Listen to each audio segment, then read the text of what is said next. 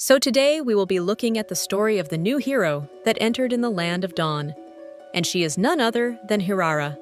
Let's begin from her background. When Hirara was young, she lived in the flower district with her teacher. Her teacher lived in the terror of aging, and because of that one night, she set the tea house ablaze.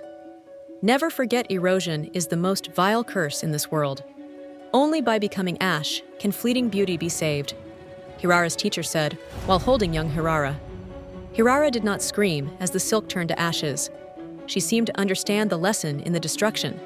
And then suddenly, a crimson figure cleaved through the sea of fire. It was Hanabi covered in soot.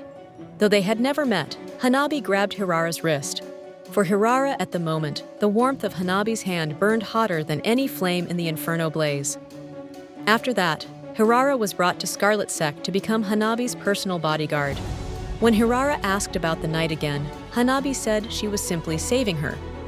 At that moment, at Hirara's mind, she thought of repaying Hanabi's favor. But it was not enough only shielding Hanabi from blades. She must save her from the erosion, which was the inevitability of decay, as Hirara's teacher mentioned during that fiery night.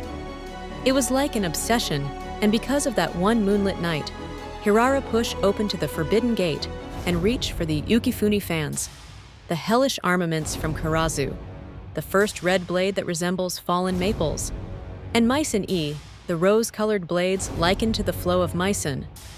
Combining two blades in different orders would give the unique abilities. Hirara thought if she could control them, she could save Hanabi.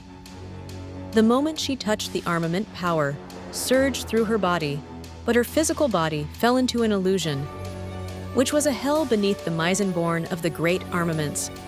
The connection between the armaments gave her the master of Ukifune, the privilege to spy upon the Higambana blooming above the Mycen.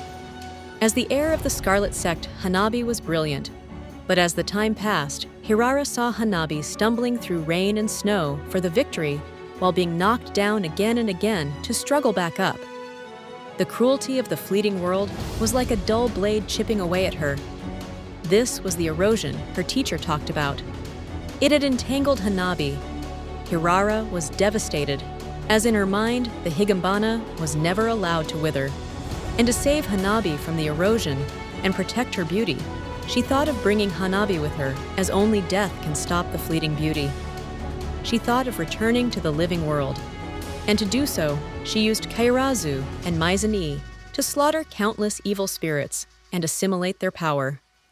When Hanzo betrayed the Shadow Sect, Hanabi was severely wounded in the clash, seeking power to protect her clan. She submitted to the armament in her hand, the Higambana.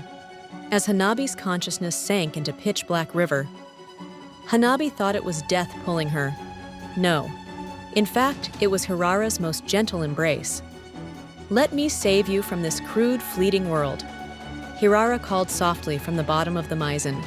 But Hanabi forked through the illusion and returned to the living world. Watching the Mycen return to deathly silence, a smile flickered across Hirara's face. This was the Hanabi she adored. The girl whose soul was fiercer than fire.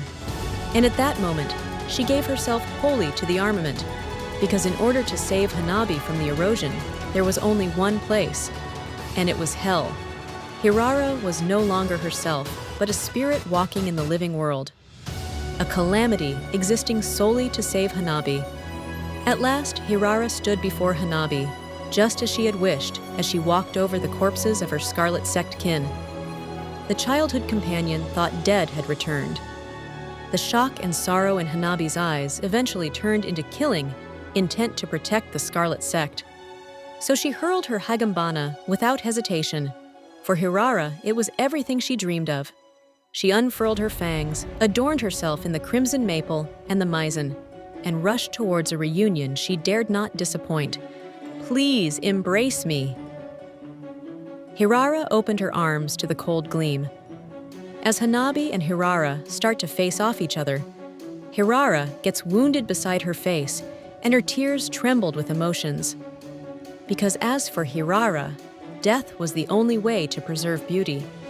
And since Hanabi nicked her, she felt that Hanabi was also trying to save her from the erosion. "Please kill me!" Hirara screamed in the bliss, offering her frantically beating heart to the blade's edge. Now that I have received your kindness, please accept my devotion, Hanabi-sama, Hirara said, as her fans merged in embrace and thrusted towards Hanabi. So what do you guys think of Hirara? Her obsession to preserve beauty is twisted because of what she had to face during her childhood. So that's it for the video, guys. Hope you like our new storytelling content. Thank you for watching, and we will see you all in the next one.